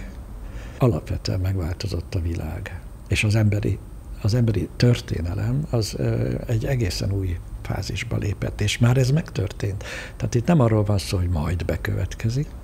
Az a baj, hogyha le akarom fordítani, amit mond, például, hogy az irodalmat is már a piac és a siker méri? Igen, ez nagyon nagy baj. Ez az utolsó. Egyszerűen bemegy az ember a boltba, és vesz forradalmat. Nem lesznek forradalmak. A puszta érdekek által vezérelt ember, az keresi a lehetőséget, hol lehetne többet, még többet, vagy nekem többet, vagy nekem annyit, mint a többinek. És akkor új piacokat keres, és akkor rátalál arra, hogy forradalom, hát akkor azt tegyük áróvá. Hogy lehet áróvá tenni? És akkor gyertek fiatalok, start-up készül. És akkor bemész a boltba, és veszel forradalmat. Maradt tehát az a színvonalú kultúra, ahol valahogy úgy fogalmazott, hogy Homerosból képregény lesz, Shakespeareből tévés vetélkedő, nehéz kérdése, Van Goghra mondta, hogy hűtőmágnes, Monetból pedig tarka fejkendő. Nem az a baj, hogy közönséges kultúra létezik, hanem az a baj, hogy ez a közönséges kultúra teljesen védtelenné teszi az embert, aki még ártatlanul bekerül ebbe a létsodorba, hogy el tudja dönteni, hogy mi az, ami közönséges, és mi az, ami magasrendű. Tudnék, ma már csak közönséges létezik. És a közönséges némely pontján úgy adja el magát, hogy ő magasrendű, nagyon primitíven fogalmazva. Nem lehet az, hogy ön nagyon is elitista? De én nagyon elitista vagyok. Ez olyan, mint az arisztokrata ideálképe. Az arisztokrata az arra a belső kényszerre épül, hogy javítson a világon. Gondoljon Don Quixote-ra. Számomra ő az igazi arisztokrata. Ideálok szerint él, mindent alávet ezeknek az ideáloknak, és ott próbál segíteni, ahol tud. Nagyon leegyszerűsítve. És az arisztokrata az, akinek a társaságában mindig jól érzed magad, és nem tudod miért. Beszélsz egy királlyal, egy arisztokrata királlyal, és valamitől nagyon jól érzed magad a vele való beszélgetésben. Nem azért, mert egy királlyal beszéltél, hanem azért, mert a saját méltóságod tudatára ébreszt ez a beszélgetés, vagy találkozás. Az arisztokrata, annak mindig előrébb való az, akivel egy társaságban van. Egy olyan ideálhoz méri a magatartását, amit ő belső szükségszerűségként él meg. Nem kényszeríti senki az arisztokratát arra, hogy egy ideál szerint éljen. Ő maga valahogy a gyermekkori tanulások, a szülői környezet, ki tudja mitől, ilyenné lesz, amikor eléri a felnőtt kort. Ez a minőségi ember, aki nem önmagáért van. Éppen, hogy nem az egyén, nem az egója a fontos, hanem a másik egója lesz a fontos. Hogyha ez nincs, akkor minden hanyatlik, és a géniusz, aki az én értékrendemben mindennek a meghaladhatatlan magassa, az nem találja a kifejezési formáit. De maga a hanyatlás nem minden generáció élménye? Tehát, hogy időről időre minden veszít a színvonalából, és mindenkorban azt jajveszékelik, hogy mindjárt itt a kulturális apokalipszis. Ez a kultúra persze, ez is tönkre megy. Volt ilyen virágzás, olyan virágzás, hanyatlás, kész. Lehet, hogy ilyen egyszerű, mint hogy Ortega képzelte. Fogalmam sincs, ő eléggé, primitív gondolkodó volt, de nagy sikerei. De hát az univerzumban is így van. Valami megszületik, és azonnal vége, csak hogy gyorsabban megy. De hát mit jelent a gyors? Szóval nekünk van egy időfogalmunk, és mi azt szerint mondjuk, hogy lassú vagy gyors. Az univerzumban a dolgok iszonyatosan gyorsan zajlanak. Annyira, hogy nem lehet kimondani, hogy mennyire gyorsan. Az, hogy gyors, azt nem tudom olyan gyorsan mondani, mert 1 billiárd esemény befolyásolja távolból, innen-onnan azt. De mindez az a fajta véletlenszerű találkozás, ami viszont elkerülhetetlen. De hogy következik ebből a hanyatlás? Vagy miért a hanyatlás? Hát azért, mert valami összeáll, szét is kell esnie. Minden így van. Minden így van. Mi is így vagyunk rá. Na de közben pedig globális lett a világ, így minden globális kiterjedésű lett, de nem csak az emberiséget veszélyeztető katasztrófa történetek lettek globálisak, hanem például a technikai civilizáció pozitív hozadéka és erről is érint mindannyiunkat. Nagyon keveset beszélünk, például itt van mindjárt Elon Musk Teslája. Például. Érintsük ezt. Ez egy csodálatos dolog.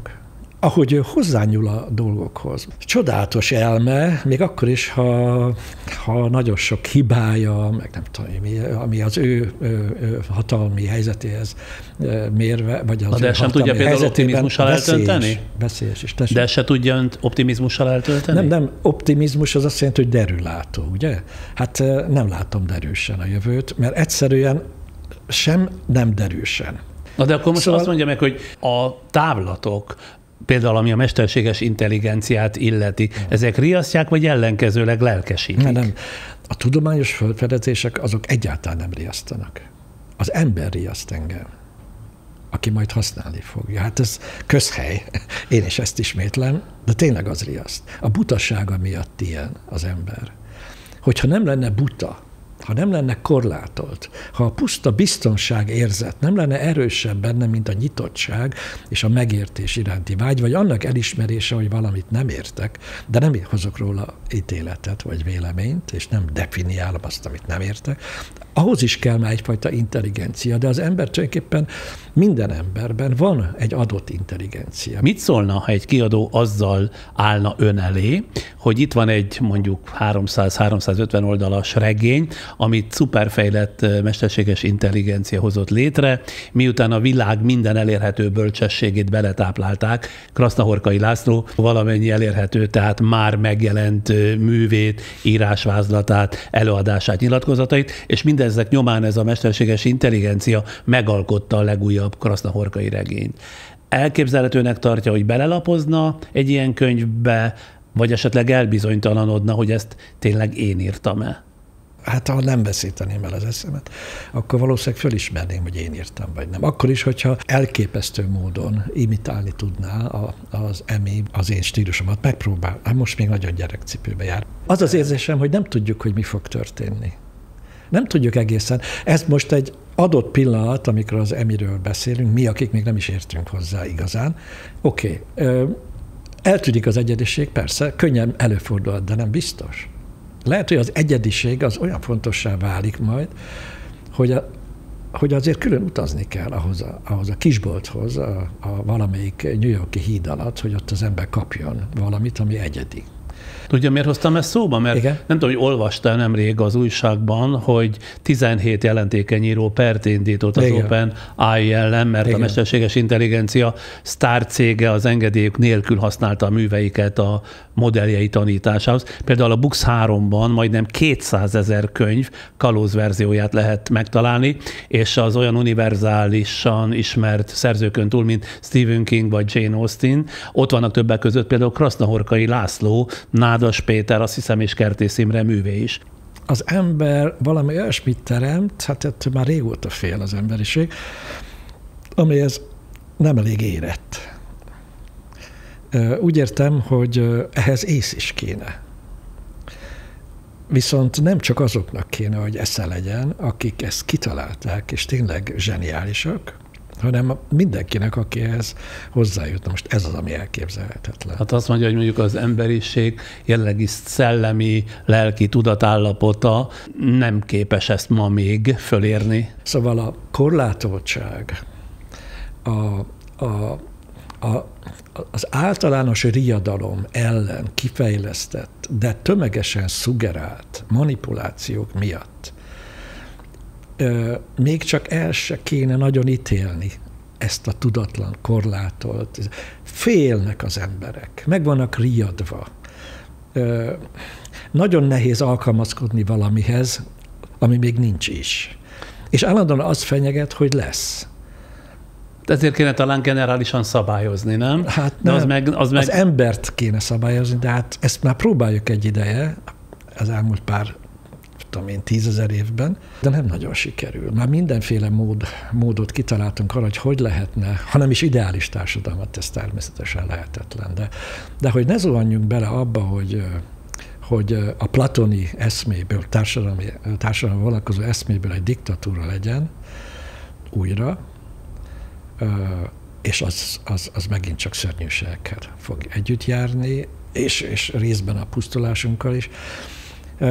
Szóval, hogy ezt elkerüljük, hát fogalmam sincs, hogy mit lehet. Az a baj, hogy egy olyan korszakban érzem magam, amikor még nem lehet eléggé tapintani azt, hogy a mi lesz kérdésre miért is nem tudok még válaszolni. Tehát amit az emiről tudunk most, vagy amiről kérdez, arra nagyon nehéz mit mondani, mert hát alapvetően az a hozzáállásunk, hogy az emi nagyszerű, csak olyan embereknek kéne használni, akik ehhez érettek. De és felelősségtulajdon.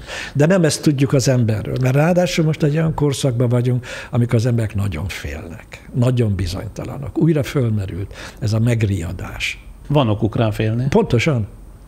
Ezért mondom, hogy türelmesebben kéne bánnom még nekem is a tudatlansággal, a közönségessel, és egyebekkel, de nem nagyon tudok türelmes lenni. Egy másik nézőpontból például a digitális forradalom mégiscsak nagyobb egyenlőséget hozott és gyengítette a privilégiumokat, jócskán bővítve az információhoz való hozzáférést, így az emberek ma például sokkal aktívabban vehetnek részt a közügyek alakításában. Ilyen értelemben az internet nem egy hatalmas erőforrás, amely kihívást jelenthet a túlterjeszkedő hatalom számára? Ó, nem. De az, hogy globálisan mindenki elérhető, az óriási lehetőség. De mire ez bekövetkezhetne, addigra már rég lenyúlta őket a gazdasági hatalom, vagy a politikai hatalom, és a manipulációra használja. A televízió nem úgy indult volna, mint egy a népet fölemelő, mindenki számára elérhető, a nép művelődését elősegítő eszköz.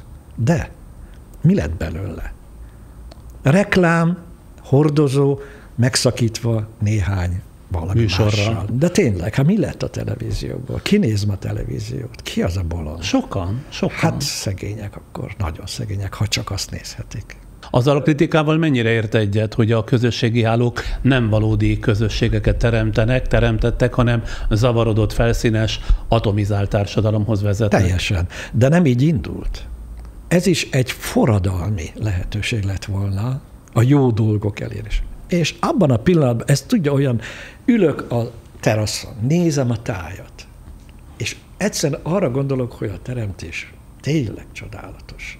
És akkor hirtelen besétál a képbe egy ember. Vége. Az ember rendkívül általmas lény. Az a baj, hogy nem csak önmagára. Nagyon nem szereti az embert. Én nagyon szeretném szeretni az embert, de az ember egyszerűen... Én magammal is így vagyok. Mert miért lennék én kivétel? Úristen, dehogy. Talán éppen az ön generációja, ami az én generációm is, az úgynevezett baby boomer nemzedék szembesül egyre élesebben azzal, hogy a nemzetek, a kontinensek, az emberiség nagy, hogy mondjam, csak egyesülési és kiegyenlítődési vágyálma éppen szertefoszlóban van, erről beszéltünk is, de legalábbis elnapolódik. Szűkebb hazája ez a mi Magyarországunk, például újabban, mintha ilyen szuverenitás szlogen súlykolásával éppen a nagyobb közösségektől való elhatárolódást szorgalmazná. Érdekes lenne azt tudnom, hogy hasonlóképpen látja-e a folyamatot, de főként, hogy miképpen reagál erre. Hát szörnyű, ami itt történik, egy olyan múlt ideájai szerinti tabló mögött játszott ordinári játszmának látom, aminek én nem szeretnék a nézője lenni, de itt azt hiszem, hogy nagyon sokan nem szeretnénk a nézője lenni. Ráadásul ez a múlt, ami ezen a tablón látható, sosem létezett. És hogy mögötte, ráadásul zajlik ez a Pitiáner játszma, amely tényleg tényleg Pitiáneré teszi azokat is, akik egyébként nem Pitiánerként kerültek a tabló mögé, hanem biztosan fiatalon, nem tudom mikor, még voltak követhető eszméik, és voltak követhető erkölcsi, magatartásra vonatkozó erkölcsi fogalmaik, ami szerint talán jó volna élni. Ma már semmifajta ilyen erkölcsiséget nem érzek ebben. Ezt időnként nem érzi dolgának megfogalmazni a nyilvánosság számára is? Nem. Miért? Hát én olyan inkább Boruskához húzok, bocsánat, hogy a saját egyik hősömet idézem, engem jobban érdekel az univerzum. Egy írónak nincsen társadalmi felelőssége? Hát írója válogatja. De én nagyon meglepődnék, hogyha bármelyik tüntetés élén mondjuk Pilinszky János látnám egy táblával, hogy le a nem tudom mivel. De Dantét már el tudom képzelni. Pedig ő aztán tényleg korokon átívelő fenség. Közéleti szerepben? Hát hogyne, az egész Divina Comedia egy nagyon erős és egy bizonyos irányba pozitív, egy másik irányba totál negatív lelet. Pedig egy interjúban a hazai közéletet illetően valahogy úgy fogalmazott, hogy Magyarországon a kádári időkben abnormális és elviselhetetlen volt az élet, a rendszerváltás után meg normális és elviselhetetlen. Tehát ezzel azt is állítja, hogy nincs remény? Most másképp fogalmaznám meg, de ugyanazt jelenti. Csak remény van. Semmi korábban azt mondta, nincs. hogy nincs remény, most meg azt mondja, hogy csak remény van. Ez ugyanaz. Ez nagyon krasznahorka is. A nincs remény az arra vonatkozik, az ember nem fog megváltozni ebben a civilizációban. Ezzel a civilizációval együtt, vagy éppen ezért fog eltűnni. És egy másik ember épít föl új civilizációt. Nincs remény, hogy megváltozzon. Nincs remény, hogy jó kezekbe kerüljenek a fantasztikus technikai forradalmi vívmányok. Ugyanakkor nincs mása, mint a remény. Hogyha nem tárgyasít, hogy mire van remény, akkor helyesen jár el. És akkor arra gondolom, amire én, amikor azt mondom, hogy teljesen mindegy, azt mondom, hogy nincs remény, vagy hogy csak reményünk van. Tehát az olyan, mint akitől mindent elvettek, és már csak méltósága van. Na most van méltósága, vagy egyáltalán nincs méltósága. Nem mindegy, hogy melyiket mondjuk. Van az a nézet, ahonnan ez tényleg tök mindegy. Mit gondol, mi nekünk, magyaroknak a speciális hozzájárulásunk az emberiség kollektív apokalipsziséhez? Ugyanott csesztük el. Tehát nem lógunk ki a sorból. Semmiben nem vagyunk alábbvalóbbak, de ezt most így kell érteni, vagy én így szeretném, ha így értené. Semmivel nem vagyunk rosszabbak. Mindenütt azt tapasztalom, hogy nagyjából az emberek egyformák, alapvető bázisokon egyformák. A világ jelenlegi állásával kapcsolatban, mondjuk ha az Egyesült Államokra, vagy Kínára, vagy az orosz-ukrán háborúra gondol, akkor ugyanaz az átfogó véleménye van, amit aztán leegyszerűsítve egy magamfajta úgy fogalmaz, hogy menthetetlen az emberiség? Ez az emberiség. Mindig tegyünk különbséget. Ez nem a vég, nem arról van szó, hogy holnap apokalipszis lesz, hanem ez már visszavonhatatlanul. Tehát nem lehet jóvá tenni, amit az ember csinált. Ez az ember, aki ezt mondja, ez fog eltűnni. Az igaz. És ki jön helyette? Másik típusú, másik fajta ember. Nem hiszem, hogy jobb lesz. De más lesz. Más lesz a dolgokhoz való hozzáállása. Gondolja meg, hogy a digitális kultúra mennyire átalakította a gyerekkort. Ezeknek a kisgyerekeknek teljesen más a gyerekkora, mint a miénk volt. Tehát nekik teljesen más jelent a digitális világ. Nekik ez az anyanyelv. És ők teljesen másképp állnak a manipulációhoz. Nagyon sok mindenhez totál másképp állnak hozzá. Bizonyos értelemben nem is értenek minket. Mit jövünk mi Dantéval, meg nem tudom kivel, hagyjanak minket békén. Valószínűleg én már nem tudom meg, hogy milyen felnőtt lesz abból, akinek ilyen gyerekkora van, de hogy nem ugyanolyan felnőtt lesz, mint én, vagy maga, abban biztos vagyok. De ez még meg lesz tetézve Trumpal, aki esetleg mindjárt visszatér. Hát a gonosz visszatérésére mindig van lehetőség. Szóval, hogy egy ekkora tahó legyen a világ legnagyobb hatalmának, és az a modern, tehát a második világháború utáni kultúra és civilizáció vezetője, ez valami nem tudom, hogy ez mi. Azt akartam mondani, hogy történelmi véletlen, de lehet, hogy ezt érdemeljük. Tehát, hogy ennyire felelőtlenül, minden erőfeszítés nélkül, attól való megriadásunkban, hogy Úristen bizonytalanságba élek, beengedjük ilyen helyre ezt a tahót, az valami egészen elképesztő. De hát milyen mechanizmus az olyan, amely erre egyáltalán lehetőséget ad? Hát ez az. Hanyatló. És akkor még ott van az, hogy mintha az emberiség féken tartásának egyedüli eszközeként keleten is és nyugaton is leginkább, leggyakrabban a jól adagolt félelmet használnák, nem? Persze. Persze, hát ennél semmi nem célra vezetőbb. Ez a korszak fél, ez a korszak meg van riadva, ez a korszak totál bizonytalan, ennek a korszaknak az embere. Mivel észre lehet venni, hogy ilyenkor sérülékenyebb az ember, irányíthatóbb, felhasználható olyan célra, ami egyébként eszeágába se volna. Mi lenne, hogyha az a nem tudom hány százezeres orosz hadsereget azt mondaná, hogy inkább iszom otthon vodkát, és simogatom a Oszipka fejét. Elfogad egy rendszert, nem gondolja át. Honnan lenne annyi ez, hogy ezt átgondolja? Meg egy működő rendszerrel áll szembe egy egyén. Hát mindig ez a probléma. Hogy lesz egy egyénből, egy elégedetlen, és a dolgokat mondjuk viszonylag józanul átlátó, bár félelemben él ő is, emberből, hogy lesz közösség, amelyik képes közösség, tehát a közös érdeket fölismerő lény, hogy lesz? Sehogy sem. Ahhoz olyan katasztrófának kell bekövetkeznie, mint egy árvíz, de az árvíz az lokális dolog. Az a fajta globális katasztrófa pedig nem egyszerre fogja elpusztítani a Földet, csak az embert pusztítja. Ön például tud félni?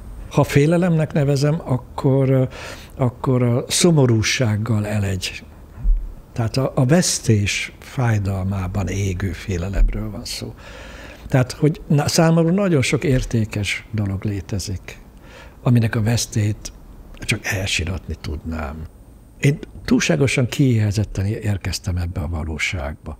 Soha nem tudok igazán jól lakni azzal, amit nem ismerek, vagy amit szeretnék megismerni. Így persze nehéz például félni, csak félni. Ezért valószínűleg nem félek én, semmitől sem már. Hát vártam ezt a találkozást önnel, és szemében mondom, hogy nem csalódtam. Jó volt 7-8 év után újra találkozni, és alaposabban elbeszélgetni önnel. Én is örülök, mert amiről soha nem esik szó, az ön ezekben a beszélgetésekben. Túlságosan egyoldalúnak találom a beszélgetést. Én eléggé kíváncsi vagyok önre, azért ülök itt. De ez a beszélgetés egyszerűen formájánál fogva nem lehet más, én megértem. Ugyanakkor viszont boldog lennék, hogyha egy kicsit közelebbről megismerhetném. Hát akkor majd egyszer fordítsunk szerepet. Mert egyszer fordítsunk, megbeszéltük. Meg? Oké, én itt vagyok. Én is itt leszek, remélem. Na jó. Köszönöm szépen Krasznahorkai Lászlónak. Én is nagyon köszönöm. 3 hét múlva, egészen pontosan 3 hét múlva lesz 70 éves, hadd legyek az elsők közt, aki sok termékeny évet és jó egészséget kívánok önnek ebből az alkalomból is. Őszintén köszönöm. Eddig tartott a beszélgetés. Ha úgy gondolják, hogy ezúttal is megérte velünk tölteni az időt, mert kaptak tovább gondolni valót jócskán ettől a beszélgetéstől is, kérem, egyrészt osszák meg barátaik, ismerőseik körében ezt, vagy bármely korábbi podcastünket, de lehet lájkolni is bennünket, vagy még jobb, ha feliratkoznak hozzánk a képernyő alatt kissé balra található ikonokra kattintva, hogy törnyőzőink táborát gyarapítsák. Illetve, hogy sorozatban ilyen és ehhez hasonló beszélgetések születhessenek, kérjük támogassák munkavégzésünket, vagy a patreon.com/Friderikus Podcast oldalon, vagy itt a képernyőnk alatt a kissé jobbra található köszönet gomb megnyomásával, de akik a hagyományos támogatási formában hisznek, ők a képernyő alatt a műsor leírás követően részletesen olvashatnak ezekről a lehetőségekről is. És kérem, ne felejtsék, amit az elején már mondtam, a közeljövőben egy önálló podcastben majd lehet kérdezni engem a podcastek készítéséről, a témák és vendégek kiválasztásának szempontjairól, és még ki tudja, hogy mi minden jut majd az önök eszébe. Kérdéseiket december 28-áig, tehát a következő 2 hétben az alábbi e-mail címre küldhetik, studio@friderikus.hu. Még van mondani valóm, kérem, várjanak meg, de előtte támogatóink elköszönnek.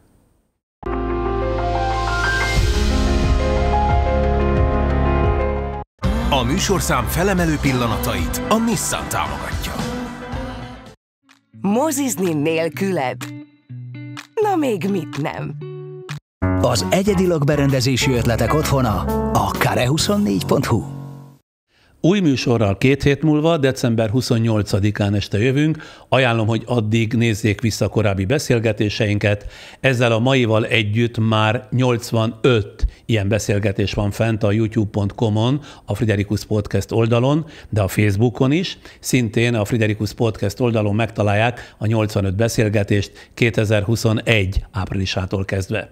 Illetve azt is ajánlom, kövessék a YouTube oldalunk 4. vízszintes sorában található archív rovatunkat. Itt pedig már nem kevesebb, mint 241 részletet találhatnak korábbi tévés tevékenységem munkadarabjaiból, és hol van még a vége, ugye? Szórakoztató műsorrészletek éppen úgy megtalálhatók ebben a válogatásban, mint szinte valamennyi nagyon vicces álinterjú, vagy a tudományos beszélgetés sorozat Lukács Bélával, a nagyon eredeti módon fogalmazó és rendkívüli tudásanyaggal rendelkező elméleti fizikussal, vagy meg annyi szép emberi történetre is rátalálhatnak itt az egykori Az én mozim sorozat részeként, hogy az azóta már felnőtt gyerekekkel 2000-ben folytatott beszélgetéseimet, a gyerekszájat már ne is említsem.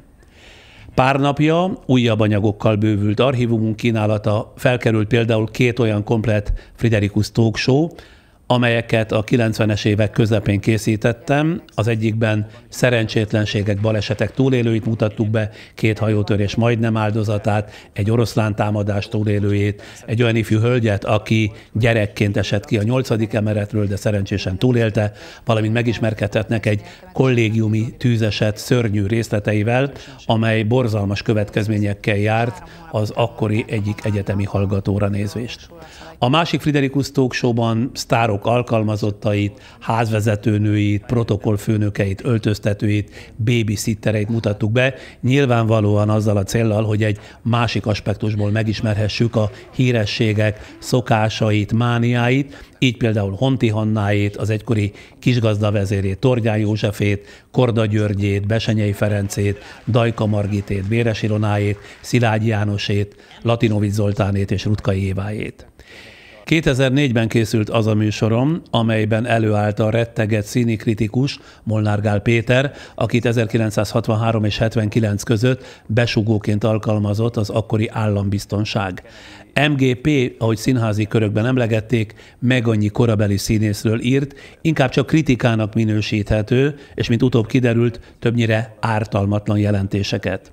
2004-ben előbb egy könyv, majd szóbeszédek kényszerének hatására önmagát leplezte le Molnár Gál Péter.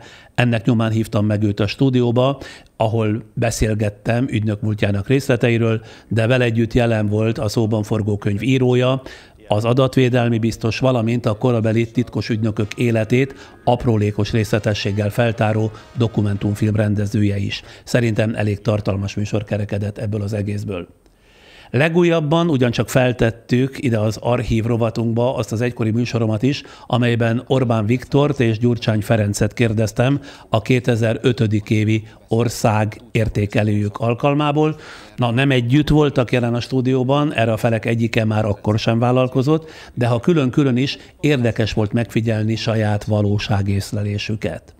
És amolyan könnyítésnek 2 kiválósággal készült egykori beszélgetésemet is láthatják újra, vagy először. Bodrogi Gyula színművésszel 70 éves korában, azaz 2004-ben készült az interjú, Vitrai Tamással pedig 2005-ben, amikor 73 éves volt. Tehát ezeket is mind-mind látni lehet archívumunkban, a youtube.com/Friderikus Podcast oldalának 4. vízszinte sorában, de ugyanez a lehetőség fennáll a Facebook oldalunkon is. És ne feledjék, várjuk az önök kérdéseit egy belátható időn belül jelentkező podcastünkhöz, amelyben én próbálok meg válaszolni majd az önök kérdéseire. Kérdezni természetesen bármit lehet a podcasttel és személyemmel kapcsolatban, de persze válaszolni csak arra fogok, amire tudok, vagy amire akarok. Kérdéseiket december 28-áig küldhetik el a következő e-mail címünkre studio@friderikus.hu. És akkor, ha minden jól megy, látjuk, halljuk egymást 2 hét múlva, azaz december 28-án csütörtökön este 8 órakor is.